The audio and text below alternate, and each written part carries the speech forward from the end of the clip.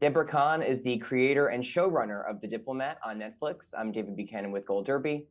Debora, you've had such a varied career as a writer, but shows set in DC and in the world of politics and in kind of international affairs and relations have really been a recurring theme. Yeah. So I wanted to ask you, for The Diplomat in particular, what kind of keeps drawing you back into that world and makes you really want to kind of dive into different facets of it, in these different kind of jobs you've had? I like writing about things that I think actually matter in the world, but doing it in a way that is entertaining. I find the news to be overwhelming. I find the world to be overwhelming. So for me, it's really great to have a way to turn it into story, give an access point, and to be able to, through a character's experience or through maybe like a not entirely expected angle on those kind of stories, make it fun and make it feel good for people to be watching something that actually maybe gives them a little bit more about the world.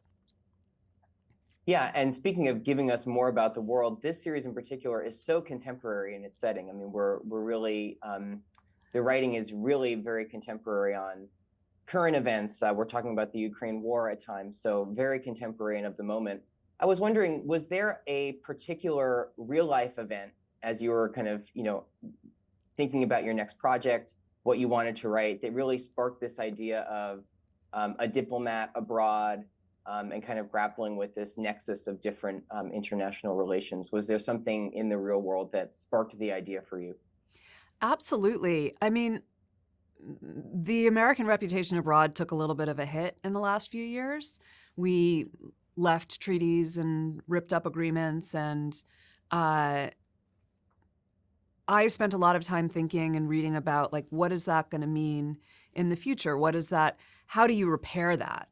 What is it like to be the people who have to go out and be like, okay, so we bagged out on that, but we're still here and you can trust us. And that seemed like an incredible challenge. And there are thousands of people in the Foreign Service that have to go do that every day. And that was the seed. Yeah, it's incredibly rich and interesting place to start a series. It's also, over the course of the 8 episodes, the diplomatic relations we see and the events are so complex. There's so many kind of terrific twists and turns. We won't go into all of them here, but I just wanted to get your sense of, as you're creating the show and show running, how do you break a season that has so many, intricate and moving parts and keep viewers kind of on their toes and keep you and the other writers on your toes? Because as I said, it's incredibly kind of complicated and fun to go on this ride.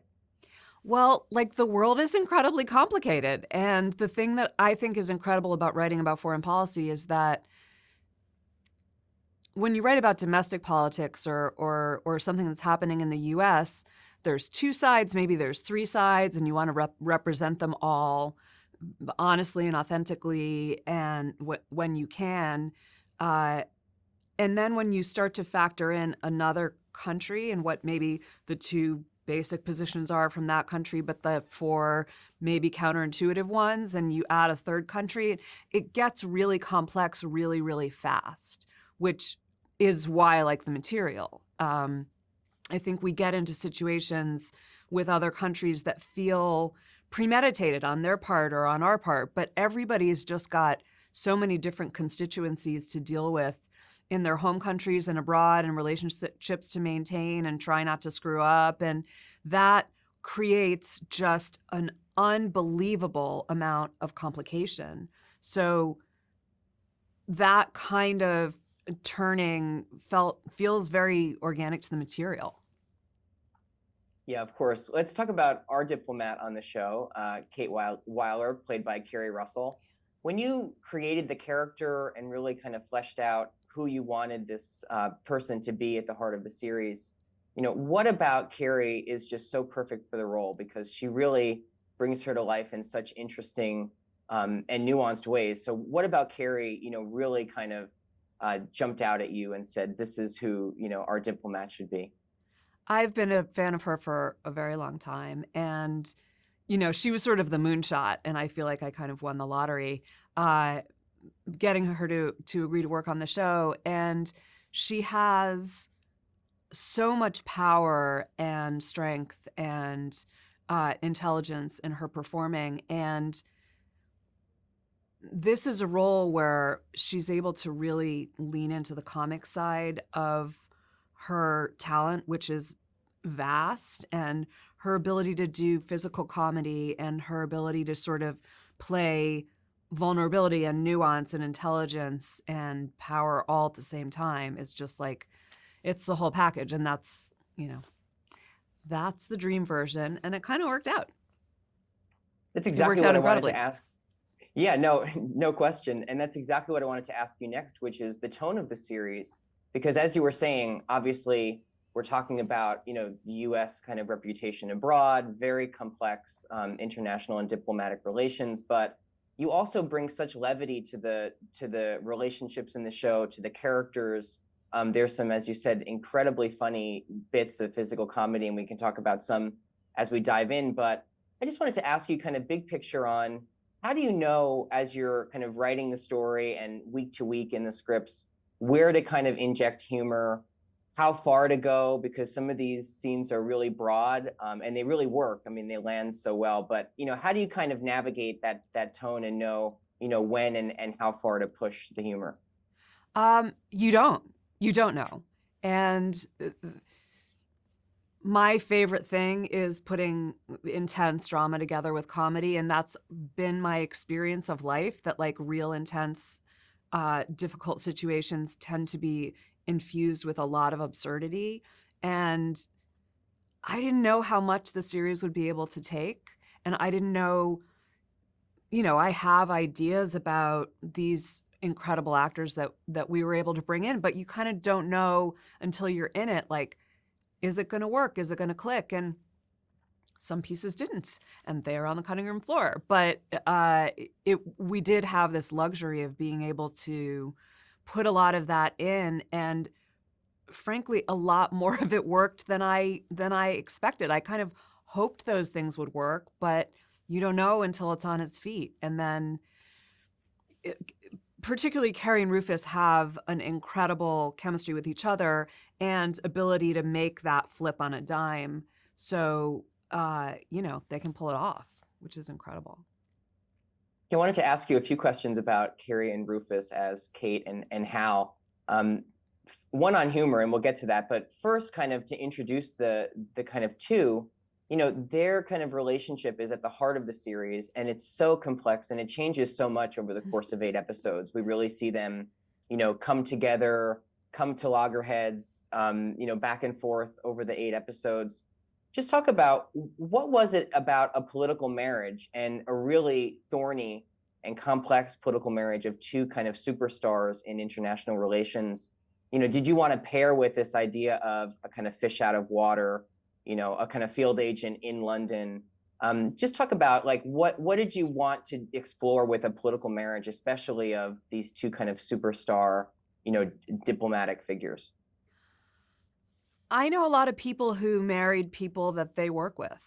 And I dated a lot of people that I worked with back in the day and ended up marrying what I think of as a civilian. But the idea of, how do you deal with this notion that you fall in love with each other, you're doing something you're really passionate about, and then you're really passionate about each other. And that is incredibly electric and exciting. And it means that, maybe you met because you were working on a project together, but you're probably not working on a project together for your whole lives. And then 10, 15 years down the road, you're both partners and competitors. And are you chasing after the same jobs? Are you sort of looking at always comparing yourselves to each other? And I think that that's a really intense dynamic, and it takes all of the inherent, a lot of the inherent conflicts that come into any relationship about, like who's feeling good and who's not feeling good, and who's having a good year and who's having a bad year. And it just magnifies them because you're in the same world. So that was something that I was interested in generally as a sort of a lens on relationships. And it certainly happens a lot in the industry that I'm in. But then as I started researching the Foreign Service, it turns out it's extremely common.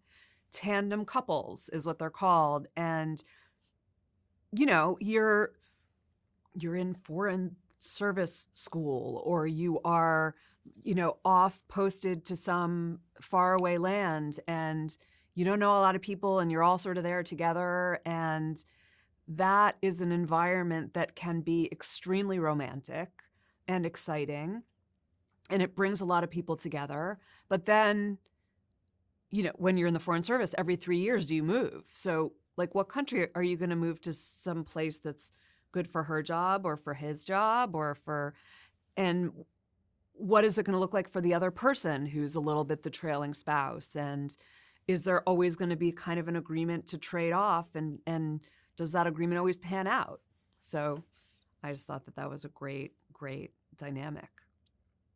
Yeah, no question. And something else I love about their dynamic is they're both really good at different aspects of the job. You know, Hal is very kind of charming and builds these kind of relationships, and is also a very explosive figure, is willing to take really big risks. Where Kate is a little bit more by the book.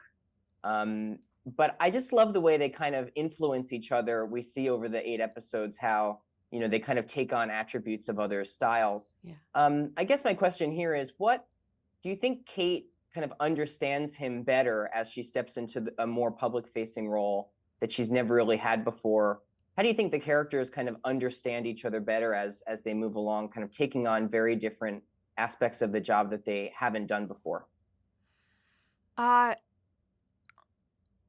think she starts to see glimpses of him in a different way, but, you know, I think it takes a while. Like, I'm not sure she really sees how much she's experiencing his path. And I think all of it still feels a little bit aberrant to her. She still feels like something is wrong. She's not in this role for a very long time, and it still feels like accidental and uncomfortable. And the fact that she's watched somebody do it for decades doesn't help at all. You know, like, you think that watching somebody do it is going to give you all of the skills, but it fundamentally kind of doesn't. You still got to figure it out when you're in the saddle. Yeah, one of my favorite episodes of the season is one that you've written. It's the 3rd episode, for a number of reasons. First is it's really predominantly set in that diplomatic residence, but there's really, as we see in all the episodes, very high stakes conversations happening. As a writer, how do you build tension and make an episode like that so gripping, even though, you know, unlike other episodes in the season, you know, we're not jet setting to different countries, there's not a lot of physical movement, but how do you really make those kind of episodes, when you're writing them, full of tension and full of kind of anxiety and excitement? Because that's an episode, you know, when I finished watching it, you know, it pulls it off so well. So, you know, how do you do that when you're sitting down, you know, to put that on the page? Well, there are a couple things. Winfield House, for me, those kind of residences that ambassadors live in when they're overseas at post are, you know, like, they're palaces. They're a lot of the work that they're doing plays out in either their own residence or somebody else's residence that is equally opulent and historic and manicured. But you're still humans in that environment. Like, you're still aware that, like, there's something on the bottom of your shoe and it might be gum and you don't know when you're going to be able to check. So for me, the collision of that kind of humanity with such a formal presentational environment is like the heart of the show. So the idea of doing an entire episode that plays out in that space felt really delicious. And I also just I like big house dramas or comedies. I like, if it's like The Big Chill or Chekhov, like that, the idea of everybody's here, they're here for something special, and they're kind of brutally, horribly, vulnerably human pieces of their lives play out throughout even the elegance and the formality of an environment like that, and kind of crashing into everybody else's. I love a big house. I do too. I think it works so well when you have all these different players coming around the diplomatic table in these settings. Speaking of the settings, some incredible location shoots in this season. It's not a spoiler because it's in the trailer, but we do get to Paris at one point in the season.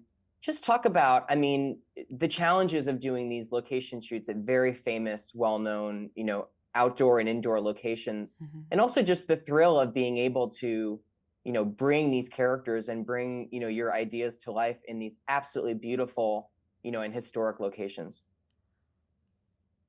I was a kid in a candy shop. I mean, first of all, going to London, palaces are available. Like there are a bunch of them, and you can get in there and shoot. And I would always walk in and think, like, are you sure you want us here? Like, there's 200 people and equipment on metal pole. Like, we're gonna break something. I don't want us to break something in your home, but those spaces are available, and it's just for me an unbelievable luxury that you can shoot in them. And there are challenges to shooting in a parking lot, but the challenges to shooting in a beautiful space like that come with a tremendous amount of upside, which is that you get to hang out in a space like that. Shooting in Paris, it was all like, I just didn't imagine that it would be as possible as it was. Like, I write exterior Louvre, and I'm like, well, that's never going to happen, but at least I can write it and amuse myself this afternoon. And then, like, suddenly it looks like one can shoot in the Louvre. So that, it just felt like an incredible gift that kept on giving. No question, for the audiences to watch. Before I let you go, Debora, I do want to ask just very briefly about the explosive end to the season. We won't give away any details. So watch it as soon as possible, the season finale. You'll love where it ends up. But I just want to ask you, at what point when you were kind of breaking the season, did you know that that's the way you wanted to end? And do you have any ideas where you're going to pick up in a potential season 2, in the aftermath of what we see in the finale? It's a very real part of the lives of people who do this kind of work. It's a slightly more real part of the lives of people who are working in crisis zones or in war zones, but it's true everywhere. These people are often targets, or they're often in places that are dangerous, or they're interacting with people who are targets. So it felt dishonest to simply always have them kind of romping around beautiful places. Their lives are on the line. There's a book called The Ambassadors by Paul Richter, and it quotes, oh God, I'm not going to get right the name of who it's quoting. Okay, so I will look that up in the near future. But anyhow, the statistic is that more diplomats die in the line of duty than generals do. And that just bowled me over. We think of it as like, oh, they're going to live abroad and it's romantic and there are tea parties and martinis, but their lives are on the line, and they all know that. They're very aware of that. And I think that it's an incredible act of service to the country to work for the Foreign Service and to represent us abroad, which is not always easy to do. And it just felt that it would be dishonest not to portray that. Debora Cahn, congratulations on the first season of The Diplomat. Thank you so much for you. talking to Gold Derby today. Great to meet you. Great to talk to you.